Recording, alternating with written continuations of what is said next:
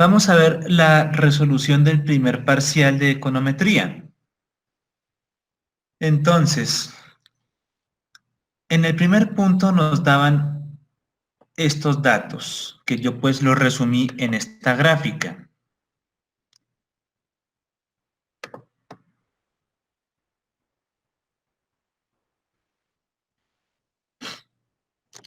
Tenemos el comportamiento del precio de una acción y nos dicen que a partir de 2005 se implementó un arancel que generó un cambio en el comportamiento del precio de la acción y que fue a inicios de 2013 que pues, hubo un desplome en el precio de la acción porque se quitó esa medida arancelaria y retornamos al comportamiento que veníamos anteriormente. Entonces, el primer punto, nos decía que teníamos que proponer un modelo en el cual pudiéramos modelar ese cambio estructural que acabamos de ver acá, donde la DUMI es igual a 1 en el periodo en el que duró dicha intervención, dicho arancel, y 0 en el resto. Entonces, después de ver la gráfica, ustedes como qué pensaría que hubo un cambio en un quiebre en tendencia, un quiebre en intercepto o que hubo un quiebre en ambos.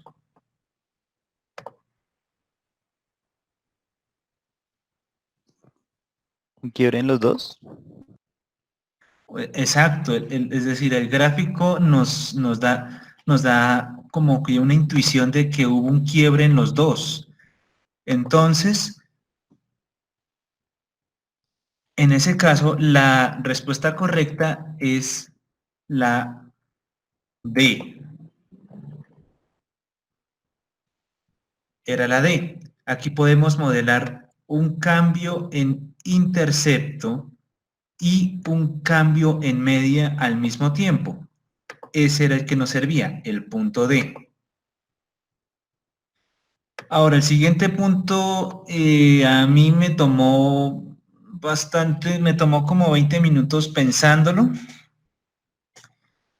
Y bueno, gráficamente uno lo podía sacar con los datos que daba el profesor en clase. Eh, yo esto lo pillé después de pensarlo bien como 20 minutos. Fíjense que antes de la intervención hay como un comportamiento ascendente con una pendiente. Y después de que se quita la intervención, como que retornamos a ese mismo patrón que veníamos antes. Es decir, veníamos sobre esta misma línea azul, pero yo no conozco la pendiente de esta línea azul. Sin embargo, me dicen que el último dato antes de que cambie la pendiente es 9230 y que el primer dato es 5000. Y sé que entre esta brecha hay un espacio de 48 meses. Entonces, con esos datos yo podía calcular la ecuación punto pendiente de esta recta. ¿Qué necesitaba para calcular la pendiente de la recta roja? Entonces, ya aquí tengo 9400, que es el primer dato que se registra después de la intervención. Y sé que aquí han pasado 144 meses hasta el momento en el que se quita esa intervención arancelaria. Entonces, ¿qué es lo que tenía que hacer? Poner en la recta de la ecuación que calculé ese 144, el mes 144, y sumarle 15.190, y así obtenía este último dato que me hacía falta. Teniendo esos dos datos, y sabiendo que aquí hay 96 meses, podía calcular la ecuación punto pendiente de la recta roja. Entonces, después de haber hecho varios cálculos, yo me di cuenta que como que la pendiente de esta línea roja me daba alrededor de 245. Hice como dos cálculos y me dio el mismo. 245 aproximadamente con los datos que yo obtenía. Entonces, sabiendo que el modelo D, es el modelo correcto, lo que tenemos que hacer es, cuando la DUMI es 1, el valor de la pendiente es delta más gamma. O sea, tenía que encontrar un delta. Perdón, qué pena, me equivoqué. Retornemos. El valor de la pendiente era, qué pena, gamma más beta 1. Ese es el valor de la pendiente de la recta roja cuando estamos en la intervención. Ese es el valor de la pendiente. Beta 1 más gamma. Entonces tenía que encontrar un beta 1 y un gamma que sumados dieran un número que se aproximara a 245. Y el único dato, la única opción que me da un resultado aproximado era la opción C. Esa era la respuesta correcta, la opción C. 90 más 160 da 250 y fue como la única suma que me da un valor aproximado al que yo había calculado anteriormente. Entonces, este punto a mí me tomó como 20 minutos pensarlo. Y, y pues esta fue la respuesta correcta. Ahora, en el punto 3 me dicen, utilizando el modelo propuesto para la ecuación Z y sus parámetros esperados, ¿cuál es el precio esperado para esta acción finalizando 2020? Entonces, en base a estos parámetros, teníamos que reemplazarlos en el modelo que habíamos escogido y simplemente calcularlo cuando t era 239. Pues eso era relativamente sencillo porque estábamos en el escenario en el que la DUMI es 0. Y cuando la DUMI es 0, simplemente estamos trabajando con el intercepto, que es 5000, y la pendiente, que es 90.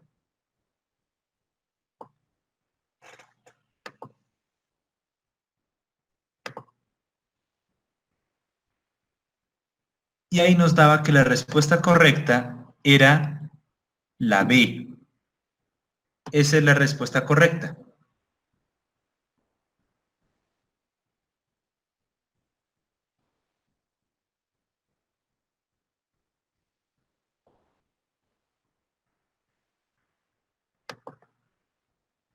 El punto 4. Calcula el impacto esperado sobre el precio de la acción en diciembre del 2018, producto de la política fiscal adoptada del desmonte del arancel desde 2013. Esta también me tomó un poquito de tiempo pensarla, no entendía muy bien cómo plantearla.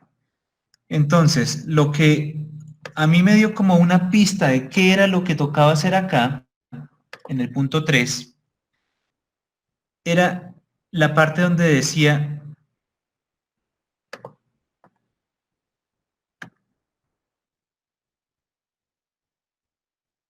el impacto esperado. Ese fue como lo que al final como que me dio cierta pista de qué era lo que tocaba hacer. Entonces, ¿qué era lo que tocaba hacer?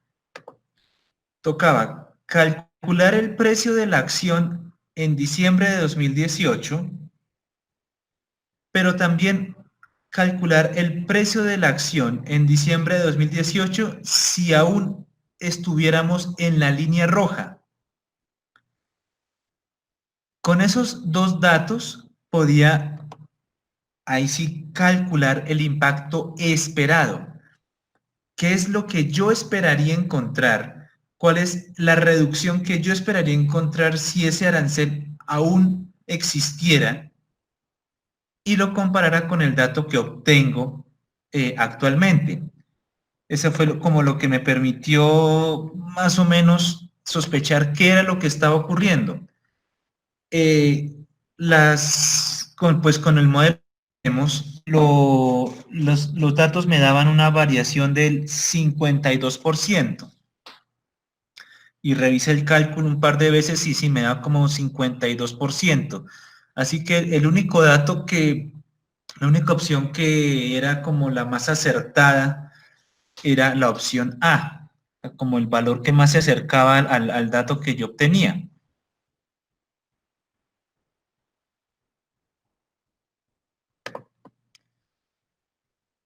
En el punto 5 decía, calcule la tasa de crecimiento promedio mensual que usted esperaría experimente esta acción según su modelo entre junio y mayo de 2012. Entonces, esa sí era un poco, también tocaba como pensarla un poquito más. Entonces, yo estoy en la línea roja y necesito es el incremento porcentual del precio de la acción esperada en un mes. En un mes. Entonces, tenía que usar el modelo propuesto con los valores que ya teníamos. Yo sé que de 2001 a 2011 hay 11 meses, pues por 12 son 132. Y me piden que haya la variación entre mayo y junio de 2012. Entonces yo sé que a ese 132 meses que llevaba hasta 2011 le sumo 5, me daba 137 meses para mayo. Y para junio, pues 138. Con esos dos valores podía aquí reemplazarle en la recta de la elección esperada y obtener el valor, que me estaban solicitando, que en este caso pues era el punto B, 0.79%. Ese era el crecimiento promedio mensual esperado.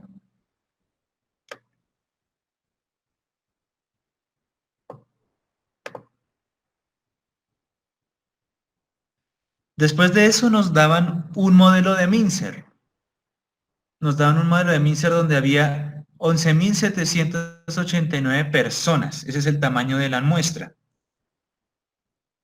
Para diciembre de 2019. Aquí ya nos daban el modelo y el modelo estimado. Con W pues el salario por hora, S es la escolaridad y X es la experiencia potencial, calculada en base con K igual 5. ¿Qué más datos nos daban?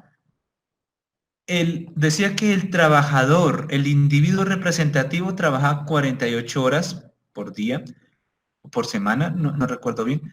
Trabaja 48 horas, tiene 38 años con 9.8 años de educación promedio. Entonces ya de entrada, podríamos calcular también la experiencia potencial de este individuo promedio, que es la edad, los 38, menos 9.8, menos 5. Nos da 23.5 años de experiencia potencial para el individuo representativo. Ya como que de entrada teníamos ese dato. Ahora, en el punto 6, nos dicen, si el R cuadrado de su modelo fue 0.31, el valor de la prueba F de significancia global del modelo es. Entonces, recuerden que en la prueba de significancia global excluimos el término constante, el intercepto, o sea que ya de entrada la opción B y la opción D no nos sirven, las descartamos, B y D las descartamos. Segundo, nos dan el R cuadrado y yo sé que el F calculado para una prueba de significancia global es este. pero me dan solamente el r cuadrado, así que no sabría cómo usarlo, así que tocaba hacer una pequeña transformación y usar esta fórmula. Esta fórmula pues está en libros, también la podían consultar en el libro de Gujarati o en el de Wooldridge. Yo sé que K-1 es 3. N son las 11.789.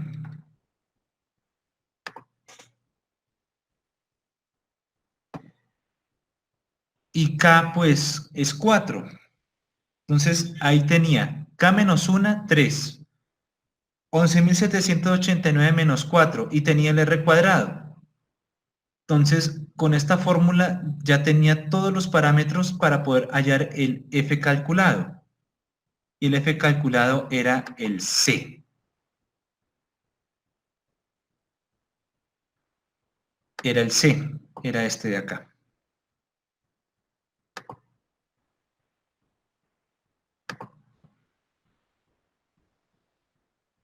El punto 7 me tomó desprevenido, porque es que después de haberlo hecho, yo juraba y recontrajuraba que me daba 45. Yo juraba y recontrajuraba que era la B. Pero después me di cuenta, como a los 10 minutos después de que hice este punto y lo volví a revisar, me di cuenta de que estaba mal. ¿Por qué? Y la clave fue cuando yo leí el enunciado, como por enésima vez, decía, estime la edad, estime la edad. Pero en el modelo simplemente contamos es con la experiencia potencial. O sea, teníamos que derivar con respecto a x e igualar a 0. Y ese nos daba que aproximadamente los años de experiencia potencial en el cual el trabajador obtiene como su máxima de productividad si era alrededor de 45 años. Pero nos preguntan es la edad. Entonces, ¿qué era lo que tenía que usar acá? Esta ecuación que proponía Mincer. La edad menos 9.8 menos 5. Ya sé que la experiencia potencial donde obtiene su máxima de productividad es 45. La edad la desconozco, pero sé que tengo 9.8 y 5. Entonces, ¿qué era lo que tenía que hacer? Sumar 9.8 y sumar 5 a la experiencia potencial hallada. Y esto pues me daba que la respuesta correcta era la C, 59 años. 59 años era la respuesta correcta del punto 7.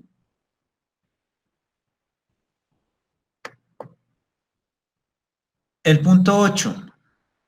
Estima el retorno esperado por cada año adicional de experiencia potencial que recibiría el trabajador representativo en su muestra. Entonces, aquí claramente nos están preguntando por la derivada,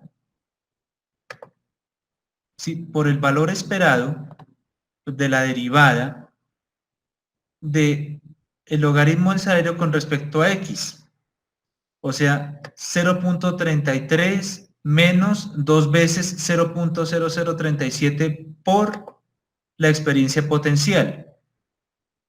Yo llegué hasta ahí, de resto no sabía cómo seguir ahí. Dice, pero ¿qué tengo que hacer aquí? Duré como 10 minutos pensando este punto. ¿Y qué fue lo que me permitió resolverlo?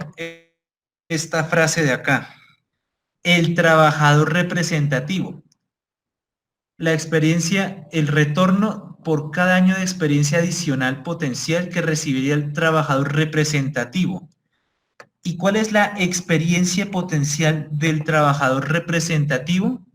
Aquí ya la calculamos. 23.5. 23.5. Entonces, ¿qué era lo que tenía que hacer? Coger 0.033 menos 2 veces 0.00037 por 23.5. Y eso me daba, multiplicado por 100, me daba 1.561, o sea, aproximadamente 1.6% por cada año adicional de experiencia potencial. Ese fue el único valor consistente con ese 1.56%. Entonces, la respuesta era la C, para el punto 8. Después nos daban otro modelo de Mincer, pero con una variable dummy, que es 1 si el 10º individuo es hombre y 0 si es mujer. Y ahí se quería modelar la brecha salarial que hay por género. Este fue el modelo estimado. Y nos daban, estime la diferencia salarial porcentual entre hombres y mujeres sin importar su escolaridad y experiencia potencial si el error estándar del coeficiente es 0.1. ¿Cuál era la respuesta? Ninguna. Ninguna de esas era la respuesta. Tocaba usar en este caso la fórmula que el profesor nos había dado en clase. Esta que está acá. Entonces tenía que simplemente reemplazar los parámetros.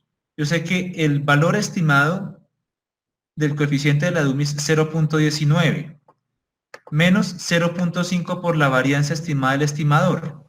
Profe, qué pena. Entonces tenía que... Sí. Una pregunta chiquita, es que a mí no sé qué opinan el resto, pero es que el profesor fue muy claro cuando hizo la distinción entre la varianza y el error estándar. Usted está elevando el error estándar al cuadrado, asumiendo que esa es la varianza, y él dijo muy claramente que esos eran diferentes, porque ahí lo asumimos. Porque bueno, en primer lugar, la respuesta como intuitiva es porque este es el único valor que yo tengo de la varianza. Es el único valor que me permitiría obtener un valor aproximado de la varianza. Profe, nosotros tenemos ahí el tamaño de la muestra, entonces nosotros lo podríamos calcular, pero el valor que daba era como muy alejado cuando uno calculaba de verdad la varianza, porque usted podía multiplicar por la raíz de n y ya.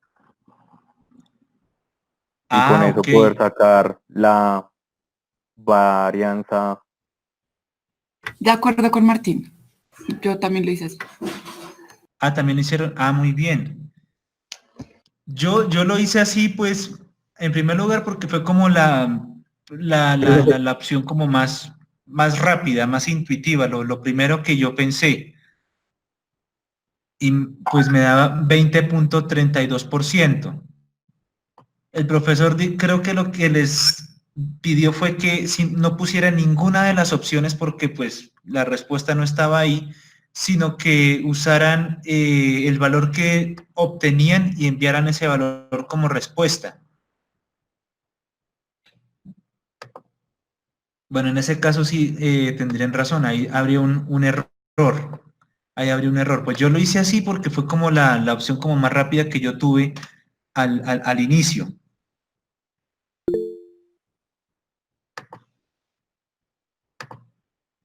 ¿A ustedes qué valor les dio? ¿Les dio un valor aproximado a este? Pues yo la verdad lo hice tal cual como lo hizo Juan Sebastián, por lo mismo que yo le pregunté en clase sobre la fórmula que nos estaba dando, que fue la que usted aplicó, por lo que habíamos discutido en clase de la diferencia entre lo que decía Goldrich y pues lo que le estaba diciendo en clase. Yo al final puse 20,9, que también fue un valor que mencionaron acá en el chat. 20,9. Yo igual. Sí, yo también, incluso sin que valgan las dos, profe. Incluso sin haber tomado en consideración esta fórmula, mi primera respuesta fue usar la fórmula que daban en Goldrich, el exponencial del estimador, le resto 1 y lo multiplico por 100. Esa fue como mi primera respuesta. Pero eso también es válida, ¿no? Pues, O sea, no, y pues aún ambas. así daba 20.92, aún sin tener en cuenta este factor. O sea, la respuesta estaba alrededor del poco más del 20%. Sí, esa era la respuesta estaba como alrededor del 20%. Esa era como la cifra que daba. Es que a mí me parece que, pues, cuando el profesor hizo la distinción entre desviación estándar y error estándar, no, o sea, después de haber dicho eso y después de haber, pues, tratando, no sé, como haber dicho que era tan obvio que eran diferentes, venir a usar la desviación, perdón, el error estándar como la desviación para obtener la varianza, me parece que es un poco como incongruente. Pues no sé, es mi opinión, no Sí, sé. un poco incongruente, sí. Sí, sí, en eso tendrían razón. Bueno, yo le hablaré con el profesor aquí al respecto, porque claro, lo que él da es el error estándar es 0.1. Y sí, ustedes tienen razón, el error estándar es diferente a la varianza.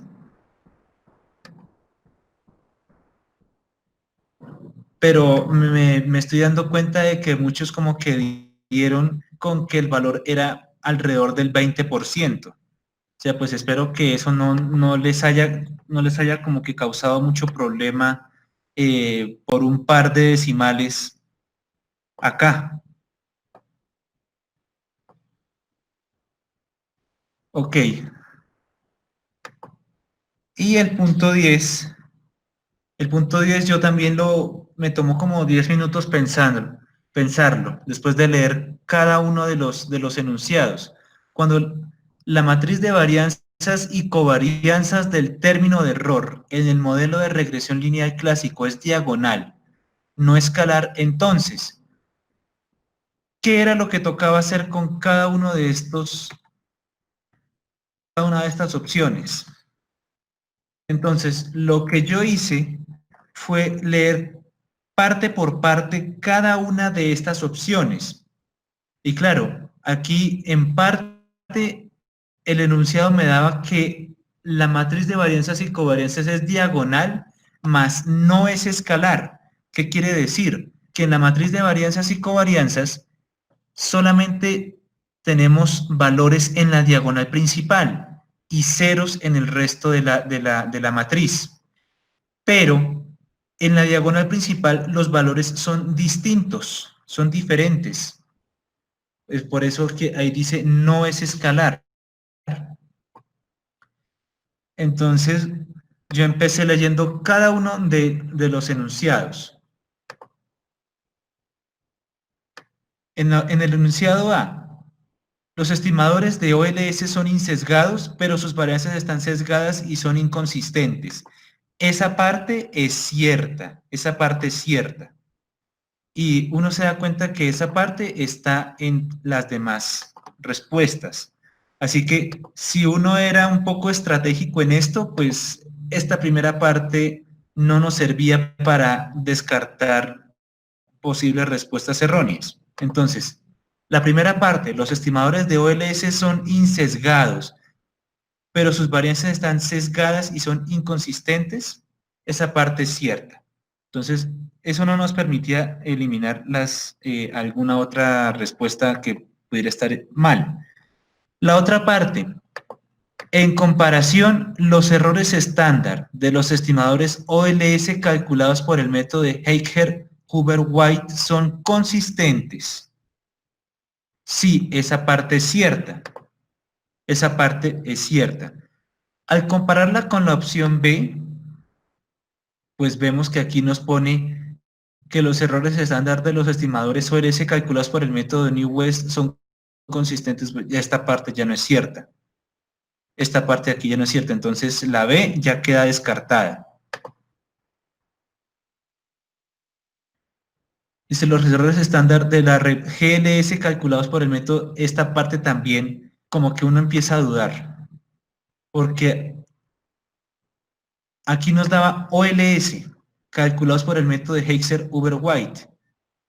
Y aquí nos pone GLS. Los errores estándar de estimadores GLS calculados por el método de Heiser-Huber-White son consistentes. Entonces aquí esta parte tampoco es cierta. Descartaba la C también.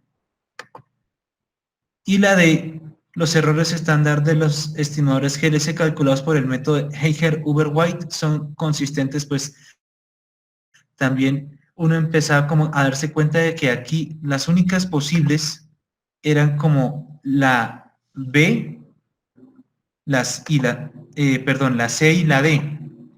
La C y la D. Pero uno empezaba a generar como cierto roce, porque aquí nos estaban con OLS. OLS. ¿Qué era lo que nos permitía como que el desempate? La última parte del enunciado. Pero no son eficientes en comparación con los que se obtienen con GLS factibles conociendo el patrón de la heterocedasticidad.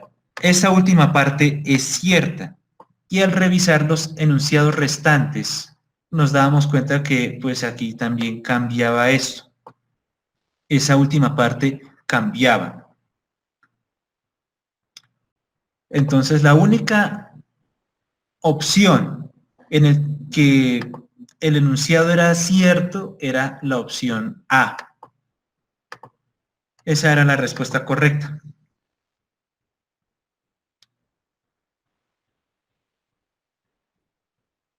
Entonces, ya les muestro el resumen de las respuestas que yo di.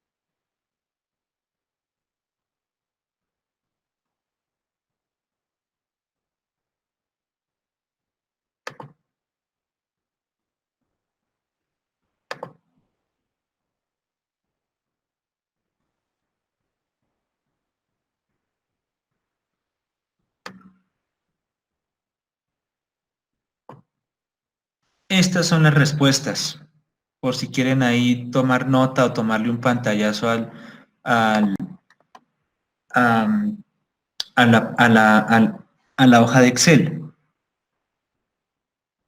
Ahí están todas las respuestas, salvo la 9, que la 9 pues sí, pues yo la voy a comentar con el profesor, porque claro, él me dijo que ninguna de las que estaban ahí eran las opciones correctas y que tocaba usar era la fórmula de Kennedy, no la fórmula que daba Wooldridge, sino la fórmula de Kennedy que él dio en clase, la que yo les mostré.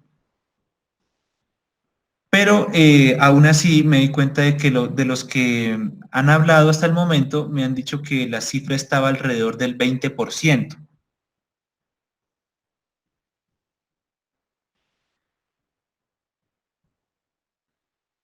Ok. Por cierto, alguien quizá lo mejor es aceptar ambas opciones, profe.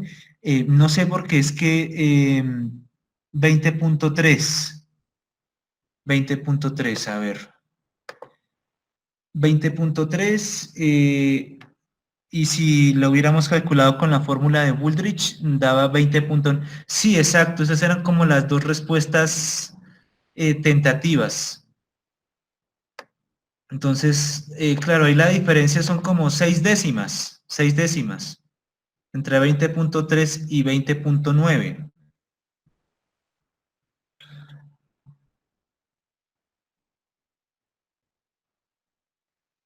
Entonces yo voy a preguntarle al profesor a ver cuál sería como la respuesta correcta, porque claro, ahí vimos que la única diferencia son unos decimales, pero vimos que nos daba alrededor del 20%.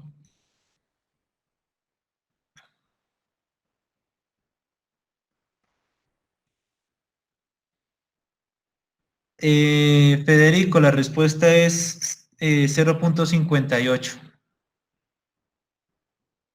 ¿Cuántos números hay entre 2.32 y 20.9? La respuesta es 0.58, es la diferencia. Bueno,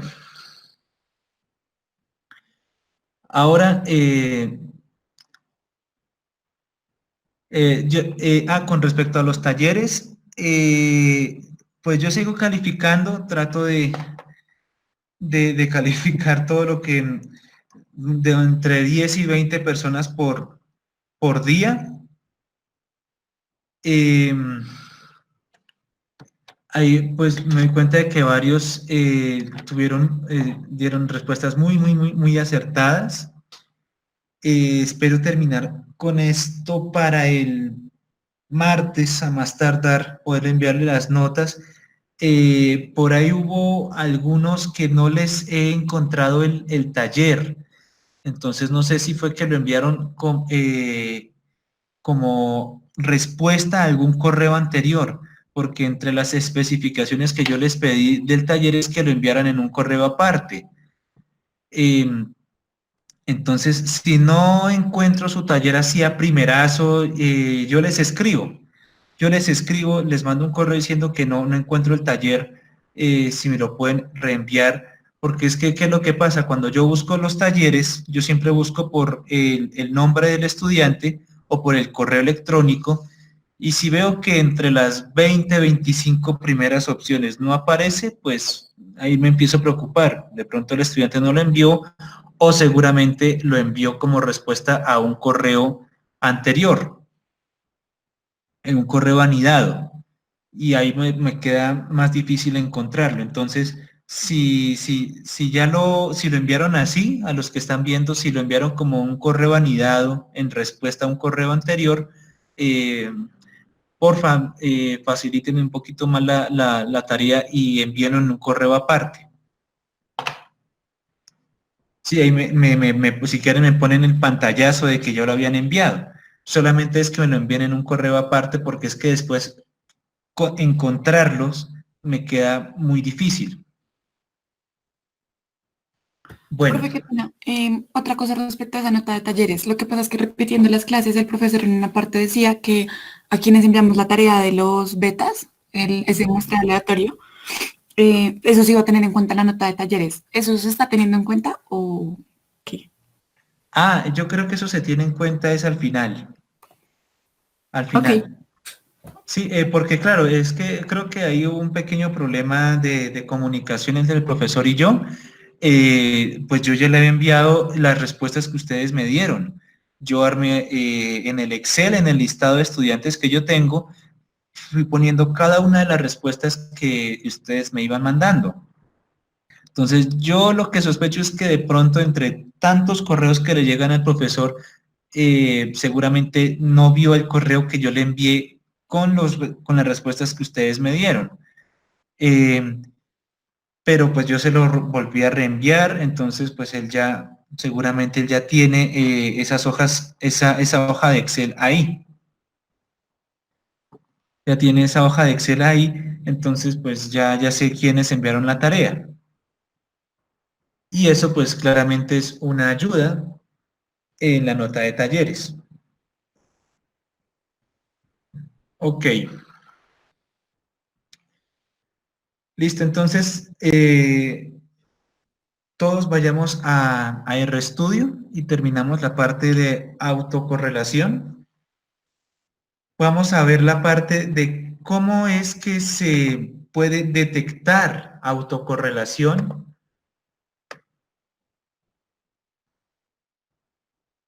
Aquí para que los pueda ver en el chat.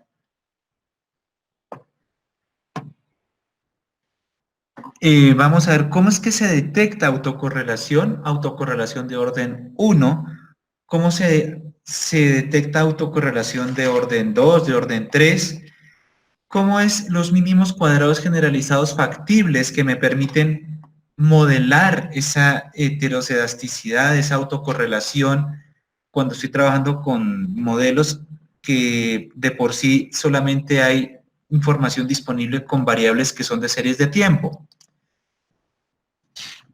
y cómo calcular los errores robustos. Hasta el momento, la nota de talleres solo estaría esa tarea y los 3 talleres.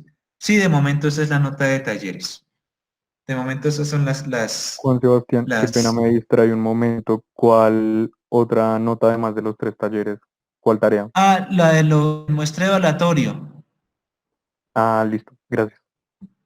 Sí, la de Sebastián, muestra pero qué pena, la nota, los dos primeros talleres no me había dado para el primer parcial. O sea, o esos también van a contar aparte como talleres. Sí, o sea, ¿va a haber como doble contabilidad de esa nota o qué pasa? Ah, no entiendo. Ah, ok. Ok, sí, de pronto ahí estaría entrando en un error de doble contabilidad. No, gracias por notarlo. Gracias por darme ese apunte, porque sí, ahora que lo dicen, sí, sí, estaría estaría cometiendo un error de doble contabilidad. Mm, tal vez la opción más rápida sería computarles una nota de 5 a todos en los 2 primeros parciales y en los 2 primeros talleres y listos. Uy, en los Pero eso no parciales de sería muy una. justo, ¿verdad? En los parciales también me gustaría, no hay problema. Ah, no, pero es que eso ya no está bajo mi jurisdicción, eso ya es de la jurisdicción del profe.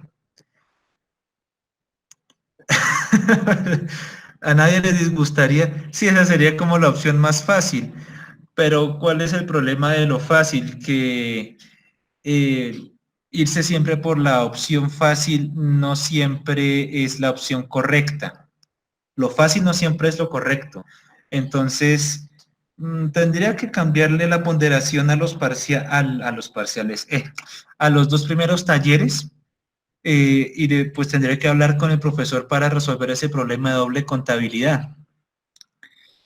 Eh, Aunque no descarto en computarles 5 a los 2 primeros talleres a todo el mundo, pero es que eso no sería muy justo.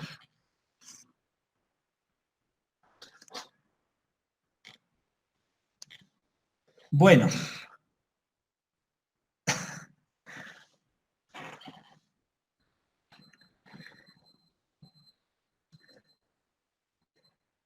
O profe, si a usted le parece que eso es injusto, ¿qué tal si, por ejemplo, en la nota que ya se obtuvieron en los 2 primeros talleres le suma, por ejemplo, un 0,5 o una unidad? Con eso está tratando a todos por igual, pero les está ayudando a todos. sí, también. Es decir, lo de promediarle 5 a todos, pues era, era pues por tomarles del pelo un rato, pero sí, en efecto, lo que estaba hablando de fondo con esa opción era hacerles como una ponderación a todos por igual. Esa sería una opción. La otra opción, pues, tendría que hablar con el profesor al respecto para ver cómo nos evitamos ese problema de doble contabilidad con las notas de los talleres. Pues aunque si estamos hablando de que pues, las notas del profe son unas notas y las de Juan son otras, pues en realidad no habría doble contabilidad, son dos empresas diferentes, dos cuentas diferentes. Sí, exacto, exacto. Entonces, yo hablo con el profesor a ver qué me dice. Yo hablo con el profesor a ver qué es lo que me dice para evitarnos ese problema. Bueno, entonces vamos a ReStudio y vamos a terminar rápido lo que es heterocedasticidad y correlación serial. ¿Cómo modelamos heterocedasticidad y correlación serial? Cuando estoy trabajando con modelos cuyos datos son de corte temporal, son de tipo series de tiempo.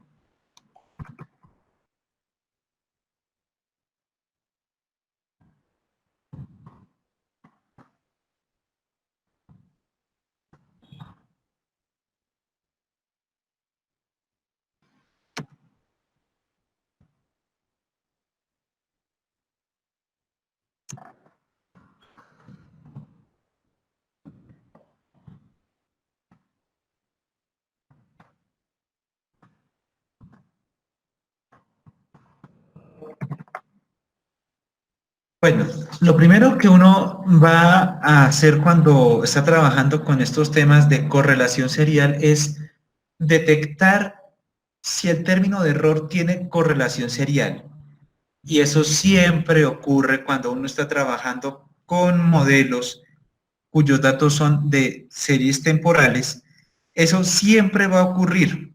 Siempre va a ocurrir. Eso es con probabilidad del 0.999999% que uno cuando trabaja con series de tiempo siempre va a encontrar autocorrelación. Siempre, siempre. Es lo más probable y es lo más común. Entonces, vamos a ver cómo detectamos si los residuales tienen autocorrelación, digo, son autorregresivos de orden 1. Si UT son autorregresivos de orden 1, con regresores exógenos. Entonces, ¿por qué es importante esto de autocorrelación? Porque es que en un modelo donde se presenta autocorrelación, ¿qué es lo que pasa? Que no es solamente las variables del modelo me ayudan a obtener una explicación de la variable observada, sino que los errores o las observaciones de periodos anteriores inciden. En la última línea dice detectar si los errores, los UT, pues es que pongo aquí los errores, son autorregresivos de orden 1 con regresores exógenos.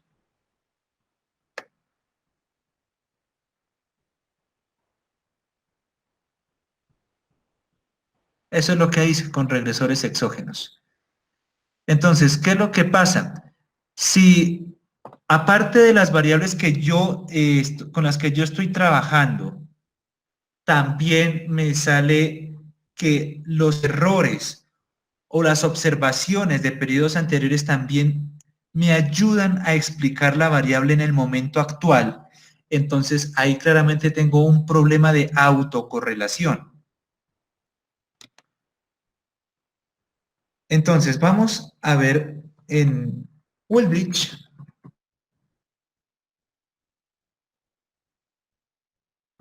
el ejemplo 12.1.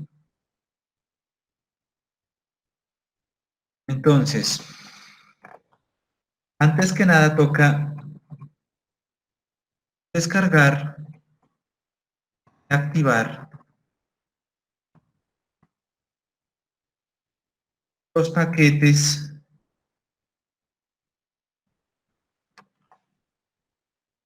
foreign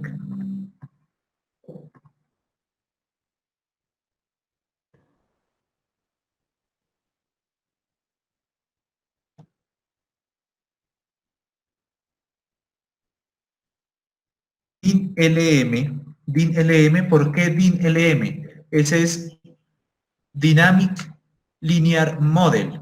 Ese es el que usamos cuando estamos trabajando con series de tiempo. Ese es para hacer regresiones con datos que tienen series que son de dimensión temporal.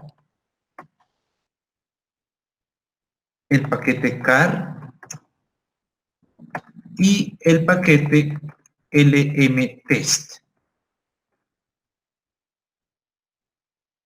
Vamos con esos 4 paquetes.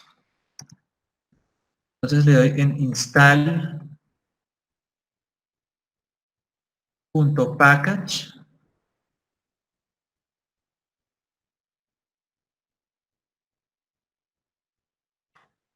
Ahí está, install package. Lo copio de una vez. Entre comillas ponemos foreign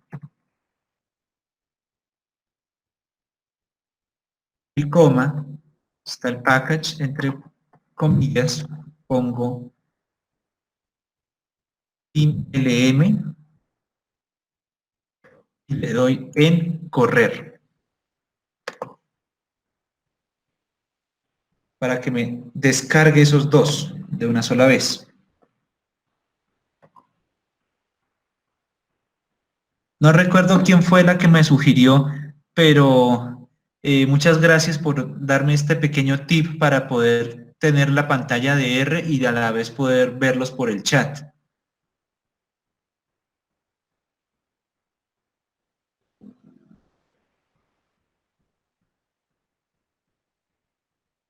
Ah, que fue Valeria. Gracias, Valeria.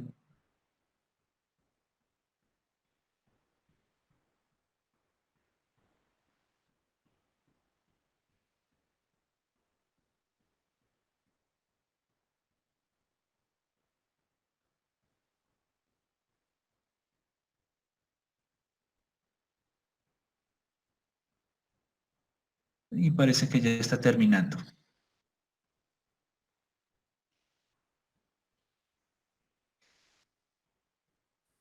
Profe, yo tengo una pregunta. Sí, sí, señor. Eh, Cuando nosotros hacemos ese comando, no descarga el paquete inmediatamente en el computador, es decir, nosotros siempre tenemos que volver a correr ese comando o Ah, ya no, no, no, podemos no. ir directamente a library. Ok. Sí, ¿por qué yo hago esto? Porque es que yo siempre parto desde ceros. Es decir, yo asumo que ustedes tal vez, por ejemplo, no tienen todos los paquetes o solamente tienen algunos paquetes instalados. Claro, cuando ustedes le dan install package, él les descarga el paquete de una vez. Pero ¿por qué yo hago esto? Porque a mí me gusta iniciar desde cero. De hecho, hace poco hubo un estudiante que dijo que tuvo que cambiar de computador y no sabía cuáles eran los paquetes que teníamos hasta el momento. Era Entonces yo yo. siempre, entonces, era su merced. Ah, ok. Sí, por eso es que yo hago esto, porque yo asumo que no todos tienen los paquetes instalados y siempre me gusta como poner al inicio los paquetes que vamos a usar, cómo se instalan y cómo se activan. Pero claro, si ustedes ya los instalaron, si ya los instalaron, es simplemente activarlos con library, que yo lo hago así pues para ir arrancar desde ceros. ¿Ok? Listo, gracias. ¿Listo? Y bueno, faltan los otros dos paquetes. El car, y coma, el lmtest.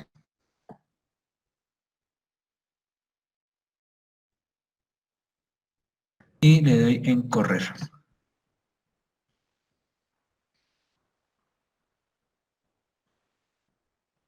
Tal vez el único paquete nuevo aquí sea el dinlm.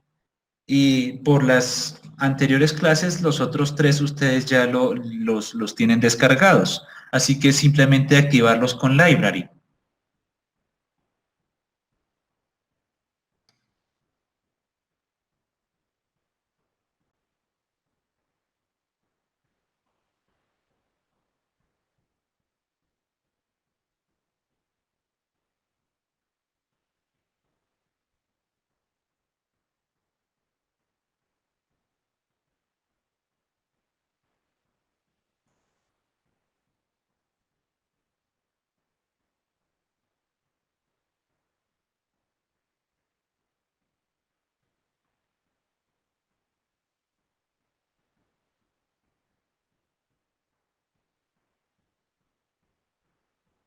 Parece que ya terminó de instalarlo todo.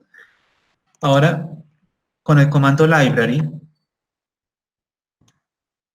una vez lo copio, activamos cada uno de los paquetes. Foreign, punto y coma,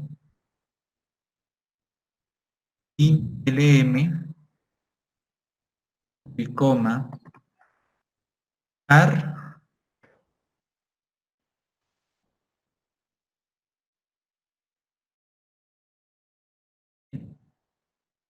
coma y LM test.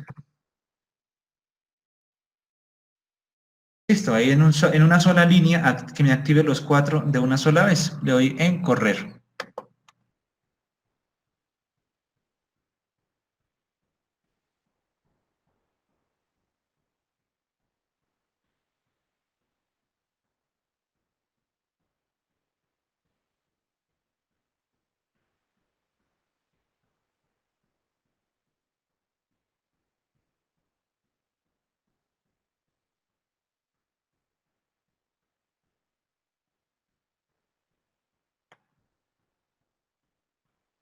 Bien, parece que ya. Ahora, para este ejemplo, vamos a estimar una curva de Phillips. Una curva de Phillips para Estados Unidos, en su versión estática y una versión que es aumentada por expectativas. Entonces, importamos la base de datos, bueno, importamos la base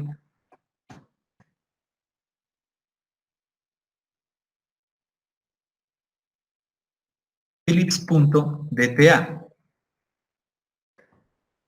Entonces nos vamos aquí al buscador y vamos directamente a la página donde están las bases de datos de Wooldridge. Ponemos Wooldridge Datasets.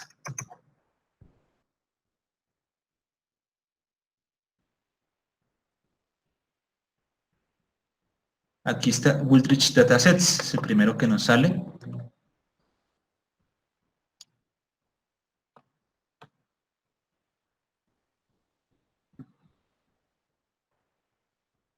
Y buscamos la base de datos Phillips.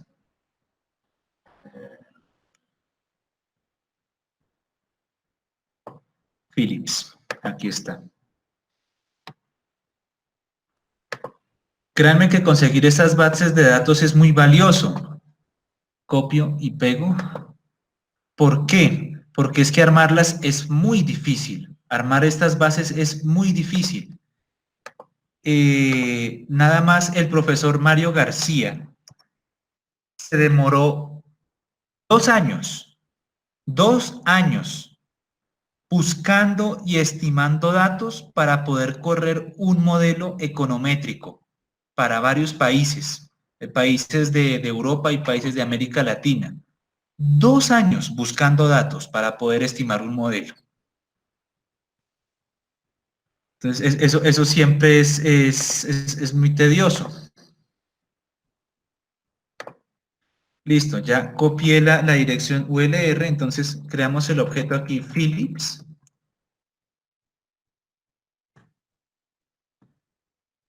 Con el comando read.dta.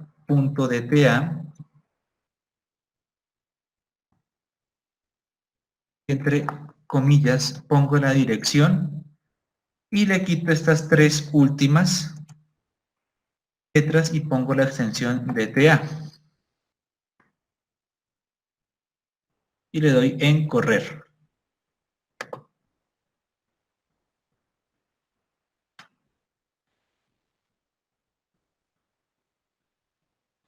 Ah, ok. Ok, Laura, eso se debe a no la versión de RStudio, no. Eso se debe a que varios de los componentes y de los paquetes base en los que está R están en esta versión es la que te está diciendo, esta versión. Por eso fue que la otra vez que yo le estaba mostrando la predicción, los intervalos de predicción, a mí no me dejaba. ¿Por qué? Porque es que yo tenía una versión de R cuyos componentes no estaban actualizados. Entonces, si te sale ese error, es porque esta versión de R no es la más actualizada. Yo tuve que instalar la versión de R más actual. Sí, es por eso. Es por eso. Entonces, no está disponible. Pues sí, creo que a mí también me salía ese mensaje. Esperen, miro.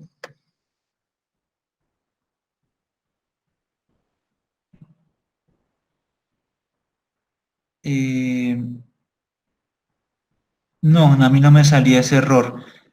Pero creo que no tiene ¿Ya pudiste? Ok.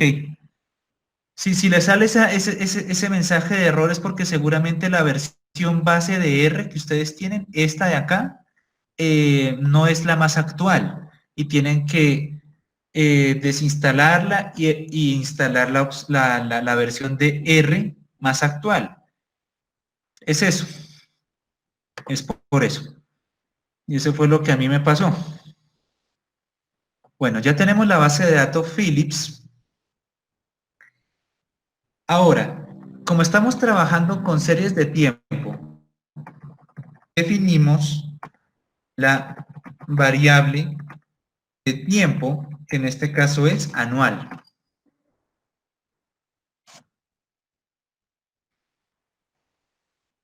Anual. Y que inicia en 1948, el año en que mataron a Gaitán. Entonces, ponemos un objeto, llamemos tsData, Time Series Data, y con el comando ts, entre paréntesis, ponemos el nombre de la base de datos, Philips, coma, y le decimos que de esa base de datos estamos tomando datos anuales que inician en 1948. Y le damos correr. Ya, ahí creó. Y esa es, por así decirlo, nuestra nueva base de datos. Esa es nuestra nueva base de datos. Entonces, vamos a estimar de una curva de Phillips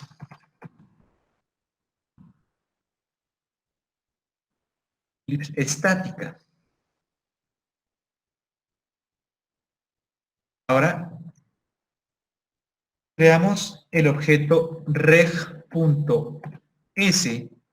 S pues de estático, de stat, y con el comando din lm ejecutamos la regresión. ¿Cómo la ejecutamos? Pues con la variable inf, que es inflación,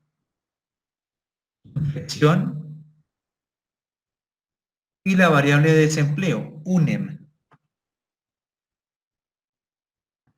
coma, y decimos que los datos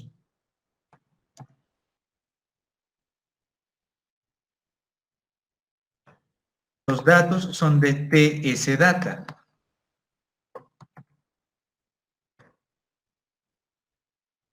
Coma, y le ponemos el periodo en el que finaliza.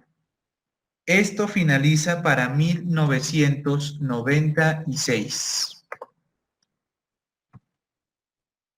1996.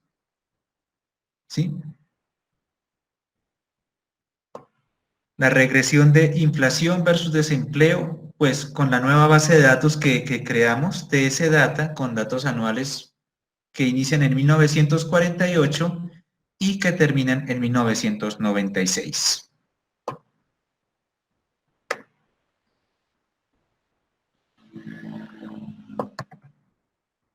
Y se los pongo en el chat, por si acaso. Le damos correr.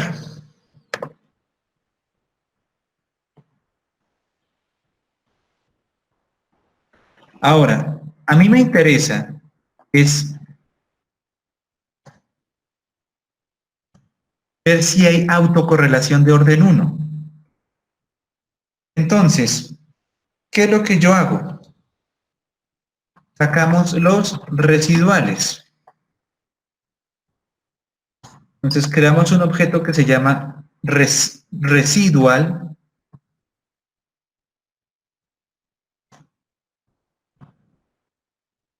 Residual.s, o sea, residual del modelo estático, static. Y con el comando resiv extraemos los residuales del modelo regs.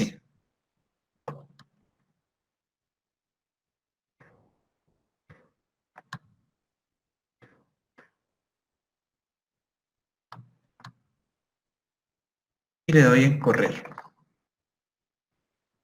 Listo, ahí ya los extrajo. ¿Sí ven que ahora todo lo lee como time series? Porque estamos trabajando con datos que son de series temporales.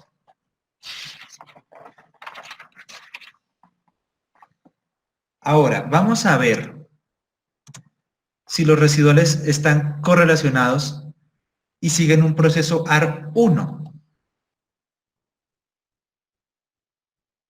Prueba de que están siguiendo un proceso autorregresivo de orden 1. Hacemos esa prueba, hacemos la regresión de los errores en el momento t versus los errores en el momento t-1. ¿Sí? Usamos como variable dependiente los errores en el momento t y como variable independiente los errores en el momento t-1. Y eso es para todo t. Entonces, la hipótesis nula es que el coeficiente ρ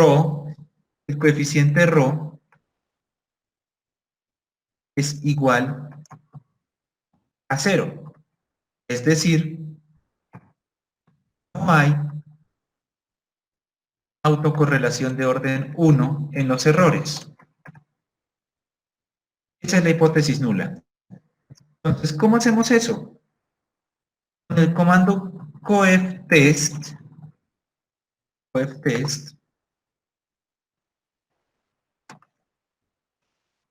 le pido que haga la regresión lm,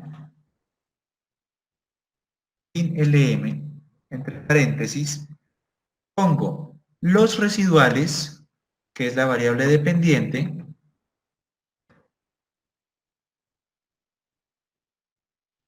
regresión. Ahora, ¿cómo hago para que me bote los residuales rezagados un periodo? Pues es como con el comando L de lag, de que lo retrase un periodo. Lag y en L, entonces con el comando L de lag, entre paréntesis pongo los residuales.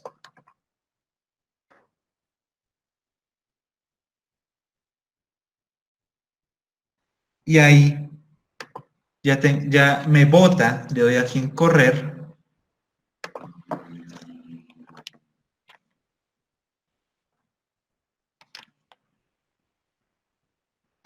Y ahí ya me bota son efectivamente los datos de la regresión. Entonces, fíjense que aquí el RO que estima es 0.57 y tiene un p-valor muy bajito. Entonces, eso es rechazo H0.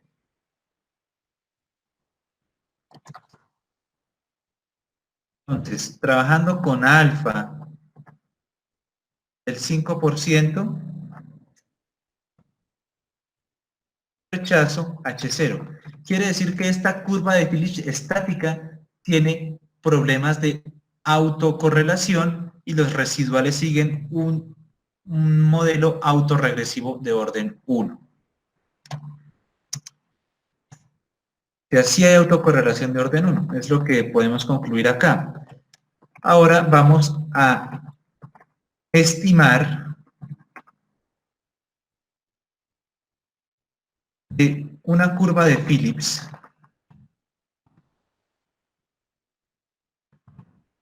ampliada. Una curva de Phillips ampliada por expectativas.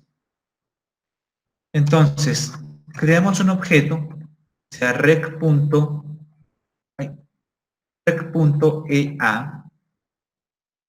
expectative augmented EA, y le digo que con el comando din lm, ahora, ¿cuál es la variable dependiente? Es la variación de la inflación. Para eso uso la opción D, entre comillas pongo la inflación, inf, la genuflexión, y si pongo el desempleo. Data, pues la data es igual a la que habíamos hecho antes, TS data, y pues esto termina en 1996.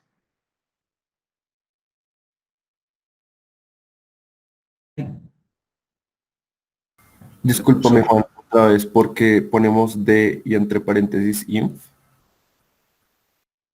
Ah, ok, ya voy, ya voy. Este D lo que hace es sacar la variación. O sea, coge el dato del periodo actual y le resta el dato del periodo anterior. ¿Sí? Esta D es, por así decirlo, el delta de la variación. ¿Sí? Ok, vale. Esa es como la aproximación de una curva de Phillips ampliada por expectativas. ¿Por qué ampliada por expectativas? Porque ahora yo no solamente tengo el dato actual, sino también el dato anterior. Y en base a esa diferencia, yo puedo hacerme una idea de cuánto va a estar el desempleo y la inflación. ¿Sí? Entonces, por eso la D. La D lo que hace es sacarle la primera diferencia a la variable entre paréntesis. Es por eso. Es la forma funcional que adoptamos acá. Entonces, le doy en correr.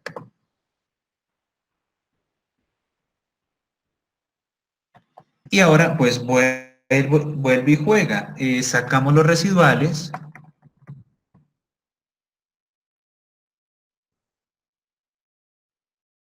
Entonces, residual EA es el objeto. Con el comando resid, le digo que extraiga los residuales de esta última regresión rec.ea, le doy en correr,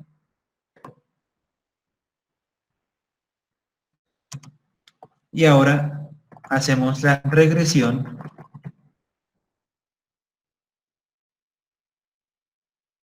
Disculpa, ahí en otra vez le de, puse 1996. sí, exacto, otra vez en es 1996. Vale, gracias. Sí, espera, ahí les copio y les pego el comando aquí en el chat.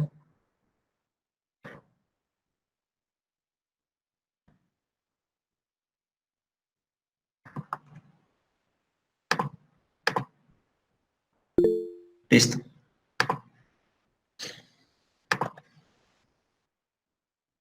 Ahora, hacemos la regresión de los residuales versus sus valores rezagados, un periodo.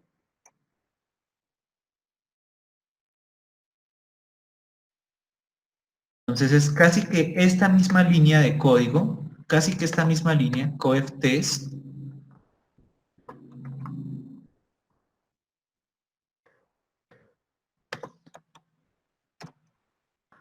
copio aquí y la pego, pero ahora es con los residuales punto EA, residual punto EA. Entonces, pongo aquí EA, pongo aquí EA, y listo. Le doy en correr. Fíjense que ahora el RO que da aquí, este valor estimado, ya no es significativo. Dice que el p-value me da 77.5% y claramente eso es mayor al 5%, o sea que aquí no puedo rechazar HZ. Entonces, trabajando con una alfa del 5%, no rechazo H0. O sea que en esta versión más dinámica de la curva de Phillips, no habría problemas de autocorrelación de orden 1. Ahora, vamos a ver el test de Breusch-Pagan.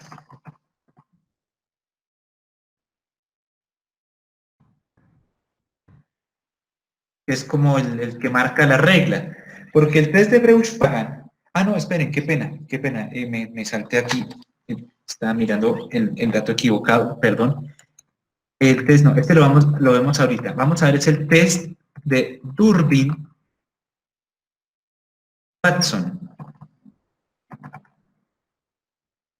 De Durbin-Watson para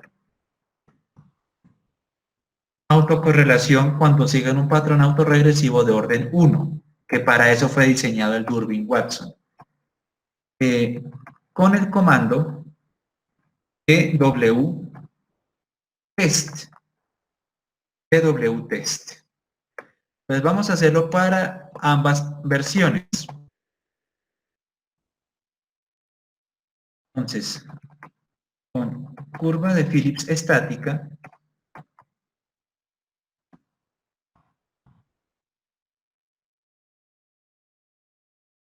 ¿qué es lo que hacemos? Damos dwtest, entre paréntesis ponemos reg.s, está, reg.s, y le damos en correr. Ahí está. Aquí me bota el Durbin, fíjense que aquí me bota el Durbin, y me bota el p-valor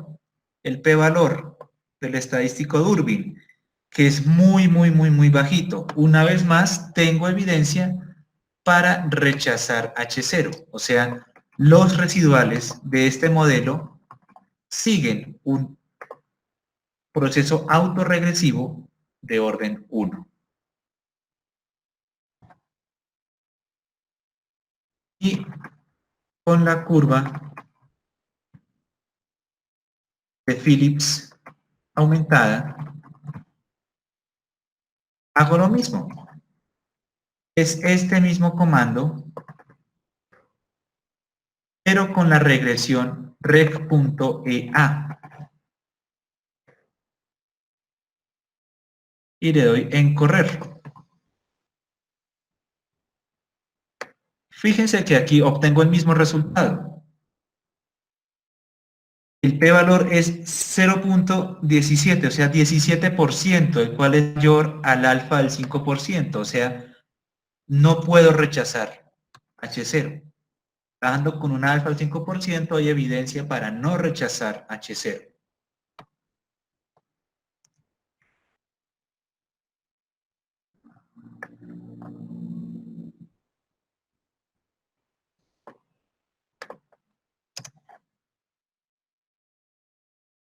Ahora veamos el test de Breusch-Pagan.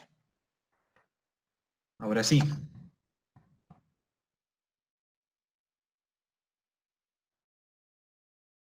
El test de Breusch-Pagan.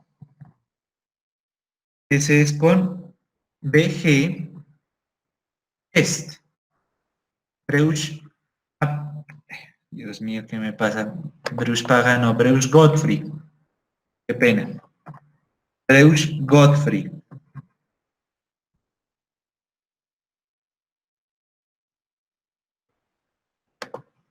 que es BGTest. Con BGTest hago lo mismo.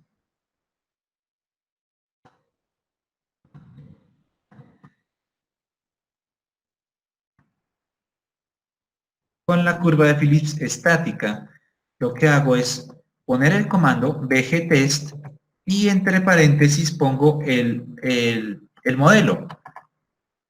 reg.s.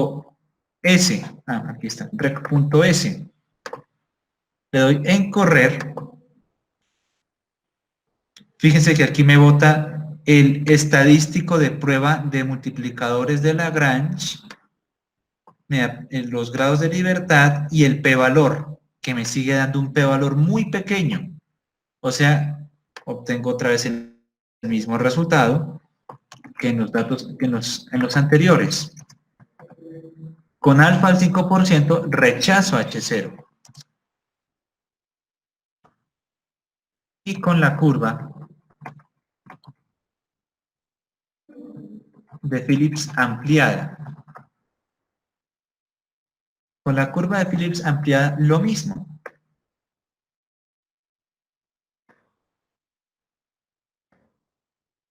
Profesor, una pregunta. ¿Sí? ¿Este test también es para autocorrelación de orden 1? Sí, aquí lo estamos haciendo es para correlación de orden 1, sí. Sí, de hecho, fíjese aquí, el enunciado lo dice.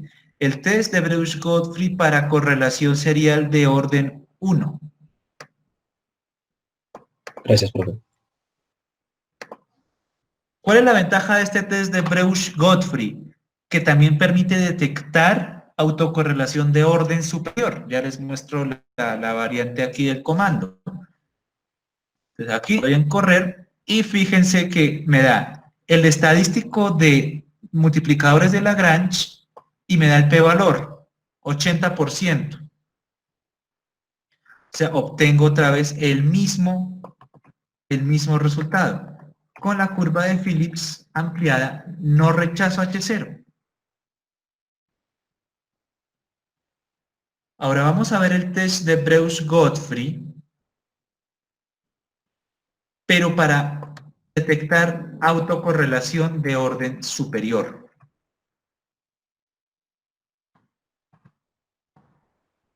Para evaluar autocorrelación de orden Q.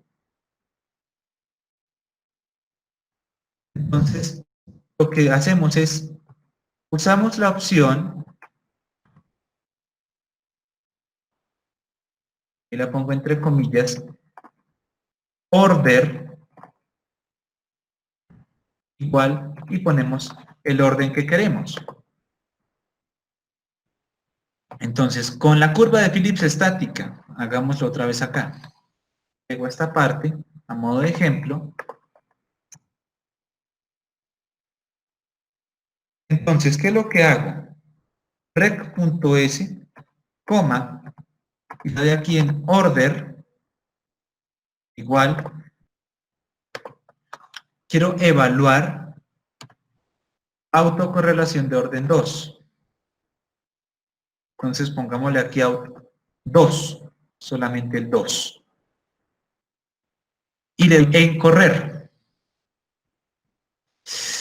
Y fíjense que aquí me dice el test de Breusch-Godfrey para correlación serial de orden 2. Me da el estadístico de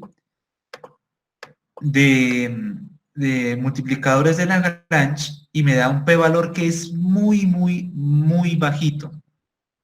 Una vez más, rechazo H0. O sea que en este modelo de la curva de Phillips estática, en la que solamente estoy comparando la tasa de inflación versus la tasa de desempleo, veo que no solamente tengo problemas de autocorrelación de orden 1, sino también de autocorrelación de orden 2. Y si deseo que me muestre el estadístico F,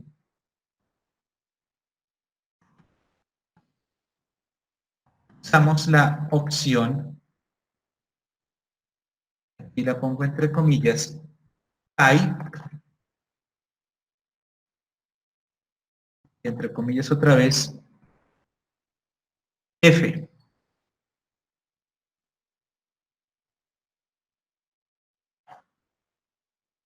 Type F. Entonces, veamos este mismo ejemplo.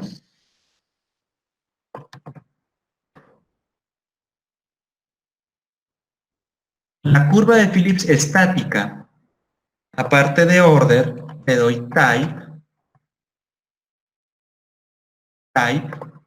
entre comillas, le pido que me dé, no el estadístico de multiplicadores de Lagrange, sino el estadístico de prueba F, y le doy en correr.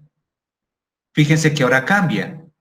En el anterior me daba el estadístico de multiplicadores de Lagrange, 18.4, ahora aquí me bota uno que es diferente. Me bota es el estadístico F, 13.6, y sigue dando un p-valor que es muy pequeño. Entonces sigo rechazando H0. Esa es la ventaja del test de Breusch-Godfrey. ¿Ok? ¿Todos vamos bien hasta acá?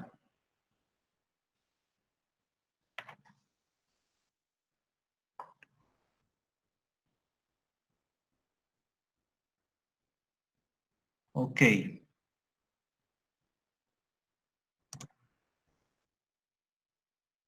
Ahora, vamos a ver la estimación de mínimos cuadrados generalizados factibles para autocorrelación, pero con Cochran o Cort.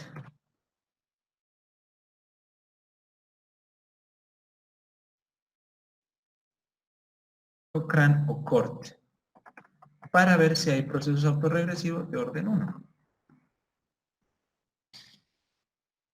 Para este caso, toca descargar y activar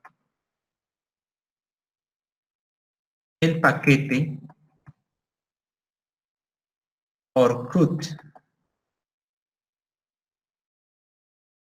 Es el que nos permite hacer mínimos cuadrados generalizados factibles.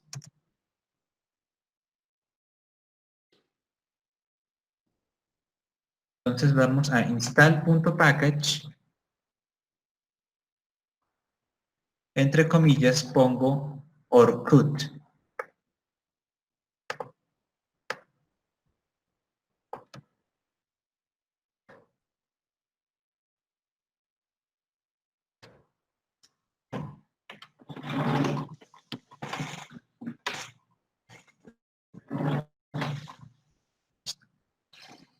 Y le doy en correr.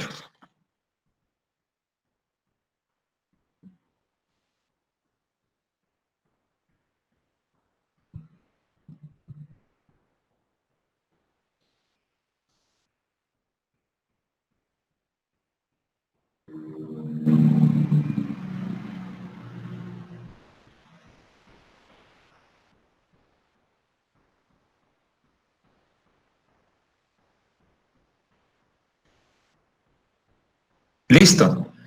Y ahora lo activamos con Library.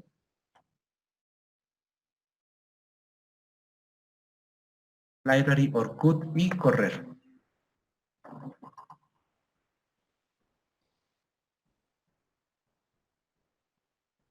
Listo. Para este vamos a usar el ejemplo de Wooldridge. El ejemplo 12.4.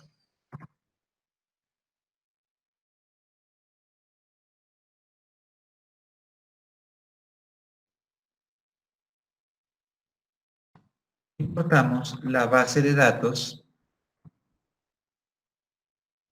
varium.dta.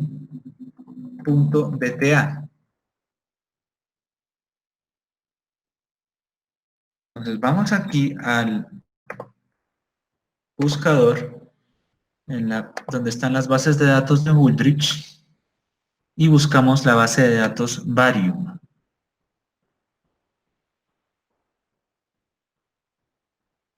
Aquí está, Varium.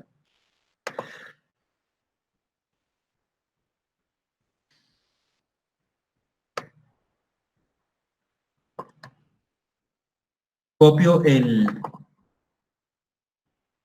la ULR.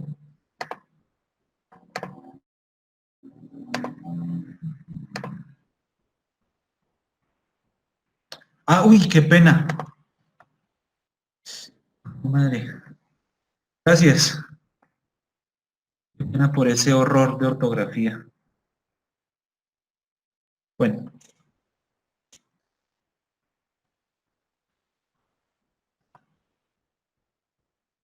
Damos el objeto varium. Le damos red.dta. Entre comillas, ponemos la dirección. Y borro estas tres últimas letras y pongo DTA, la extensión DTA. Y le doy en correr. Listo, ahí ya está.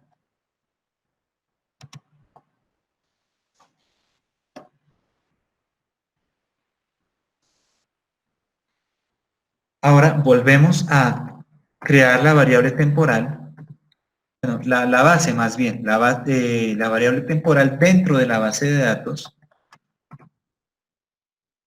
La variable temporal en este caso son los meses.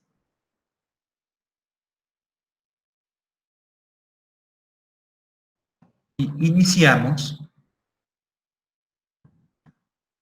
en febrero de 1978. Entonces ponemos tsdata, es nuestro objeto. En el comando ts ponemos varium, que es la base de datos, coma. Esto inicia start. Ahora, como es una base de datos donde las observaciones son mensuales, entonces tengo que especificarle aquí que iniciamos en el año de 1978, segundo mes. Y para especificarle que estamos dando una frecuencia mensual, le damos frequency, aquí aparece, frequency 12. Frequency 12.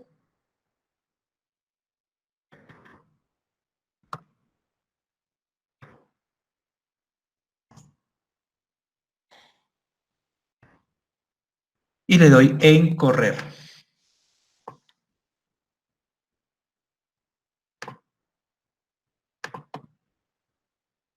¿Listo?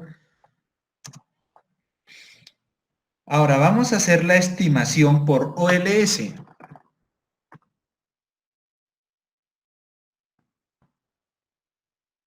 Estimación por OLS.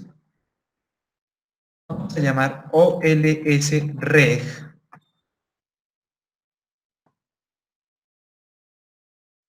Sin LM, que es para hacer la regresión de series de tiempo. Tenemos el logaritmo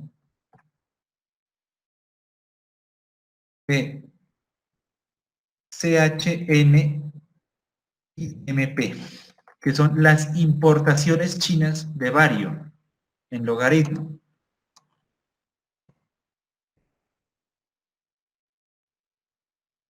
Ponemos logaritmo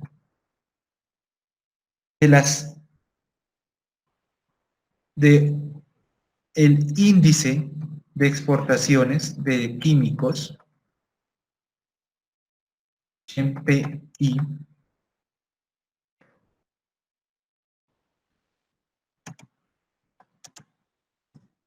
más el logaritmo de la producción de gasolina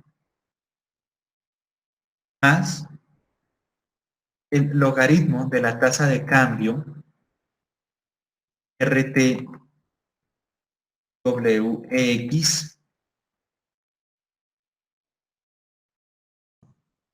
más unas dummies, que es para poder modelar los efectos que ocurren a los 6 meses, antes y después de los 6 meses de las exportaciones e importaciones.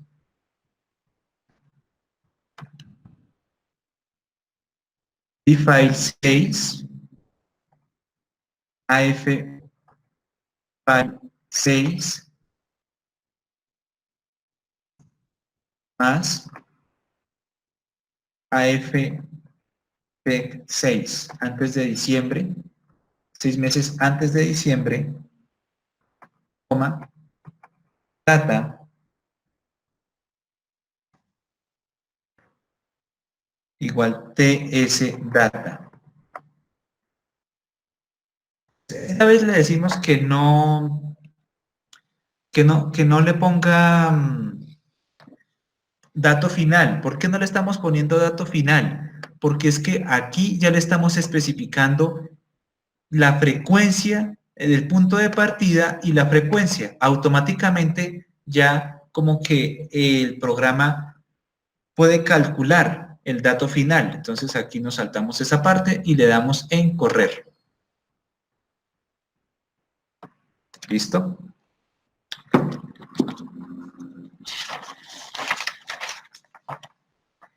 Ahora sí vamos a hacer la estimación de mínimos cuadrados generalizados factibles.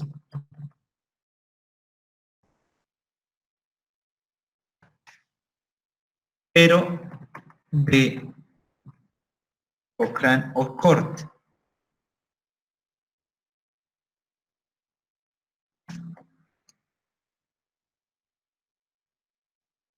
Entonces, si tenemos un vistazo rápido, podemos simplemente con el comando Cochrane o CORT que aparece acá y poner el nombre de la regresión, OLSREF.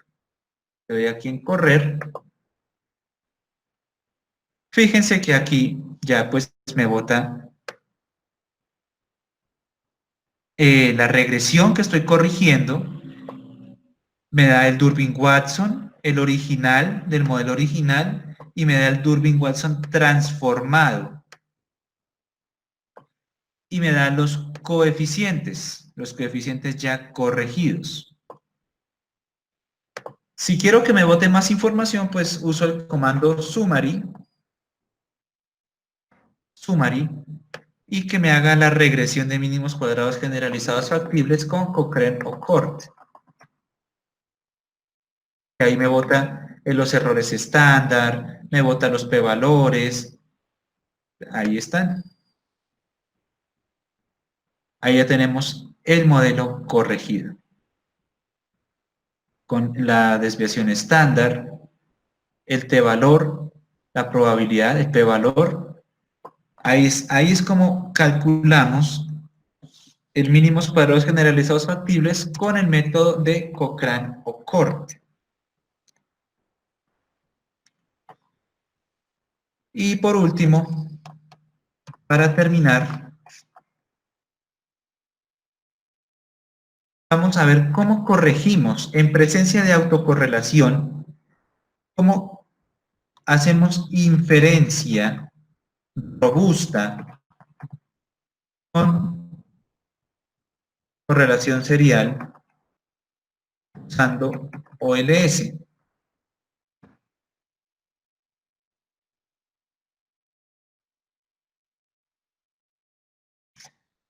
Entonces, ¿qué es lo que vamos a hacer? Vamos a corregir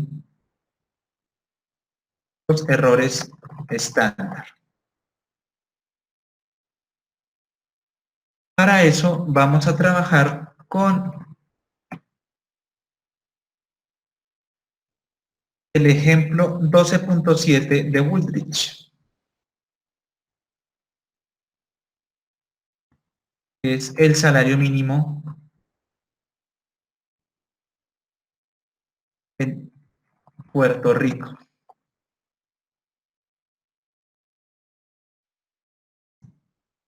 El salario mínimo en Puerto Rico.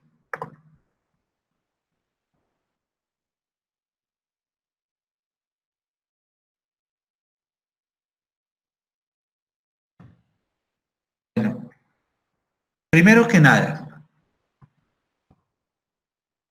descargamos e instalamos original y transformado, Vanessa, es que te muestra el Durbin del modelo original estimado por mínimos cuadrados ordinarios y el Durbin del modelo transformado con la estimación de Cochrane-Court. Eso es lo que pasa.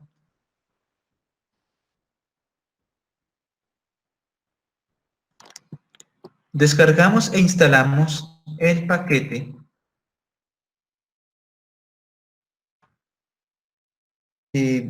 Sandwich, los estimadores tipo Sandwich. Solo que aquí este paquete lo que nos permite es corregir los errores estándar. Entonces, install.package y entre comillas ponemos Sandwich.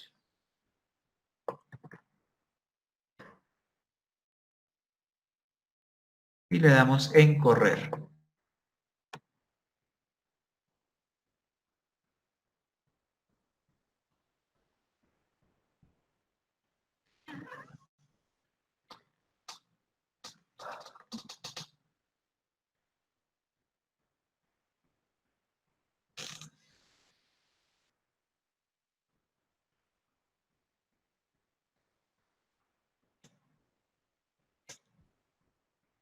Listo.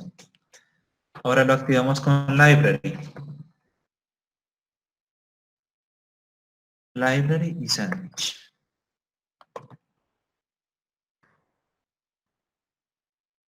Y correr. Y listo, ya los activó, ya activó el paquete. Ahora, importamos la base de datos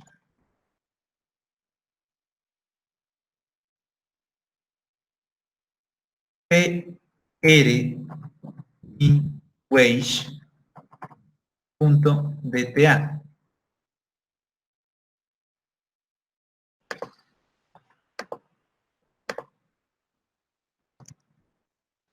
Entonces vamos otra vez aquí a donde están las bases de datos de Wooldridge y buscamos prminwage.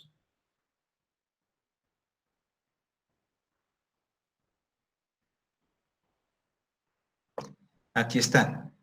PR, pues de Puerto Rico, salario mínimo, min wage.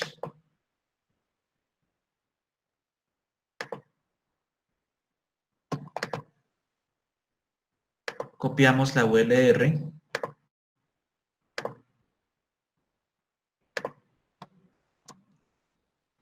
Creamos el objeto wage, que es donde vamos a guardar la base de datos.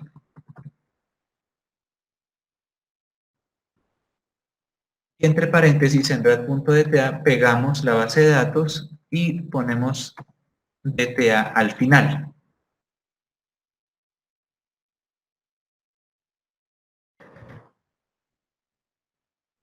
Y le damos en correr.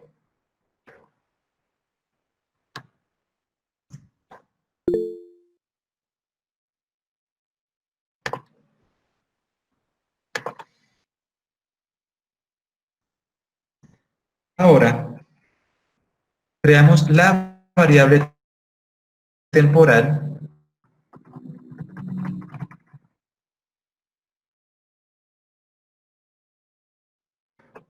esto es en años, es anual, y que empieza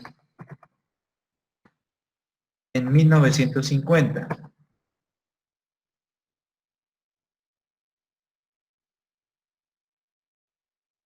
Entonces vamos y creamos tsdata,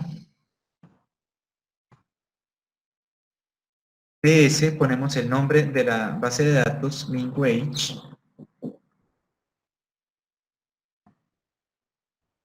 y que empieza en 1950. Y le doy en correr. Ahora, hacemos la estimación. Este es un modelo en logaritmos, un modelo log-log. Estimación con OLS.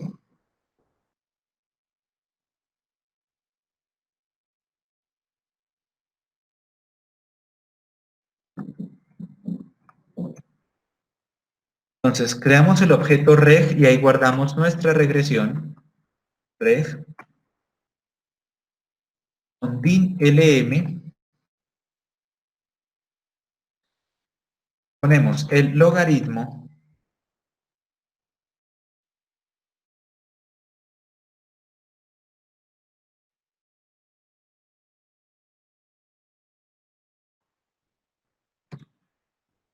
de prepop. Prepop es pues una variable que es, aquí lo dice, prepop, que es un ratio de empleo-población.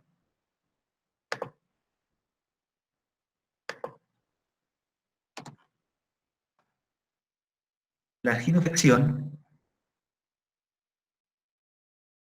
el logaritmo de la variable min, que la variable cof pues hace referencia a ese, es un promedio del salario mínimo usual, del salario promedio que reciben los trabajadores.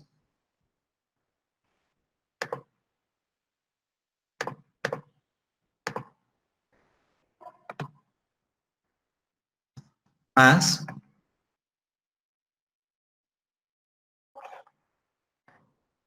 ¿está bien? Ay, ¿estoy mal? Ah, no, sí está bien. Más ponemos el logaritmo de el ingreso personal, el ingreso per cápita de Puerto Rico, GNP, el ingreso Puerto Rico Gross National Product, más el logaritmo de también el PIB, pero de Estados Unidos.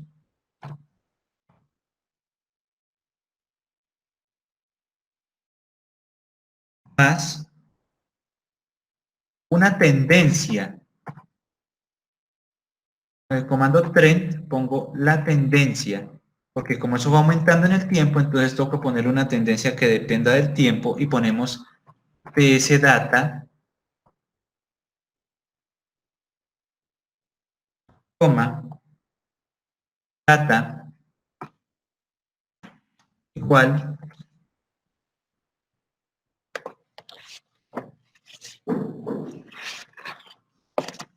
ts data.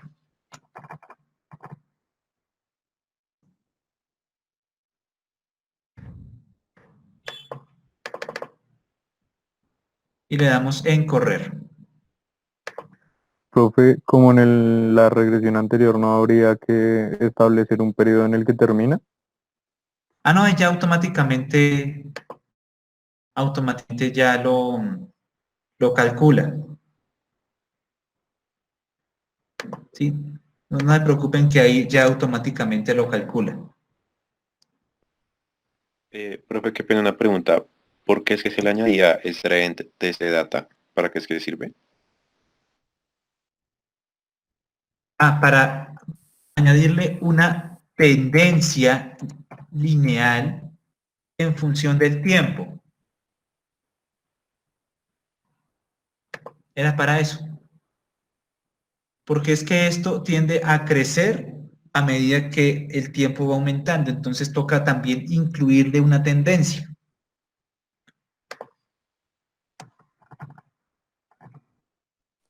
Ah, ok, listo. Gracias, profe.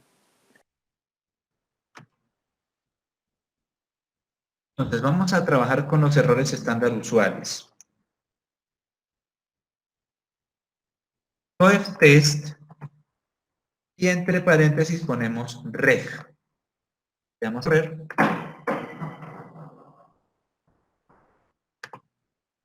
Y ahí nos sueltan los coeficientes, el error estándar, el t, el estadístico t y el p-valor. Pero eso es cuando tienen autocorrelación. Ahora vamos a ver los errores estándar con la matriz de heteroscedasticidad corregida de heteroscedasticidad y autocorrelación. HAC. Entonces ponemos otra vez coeftest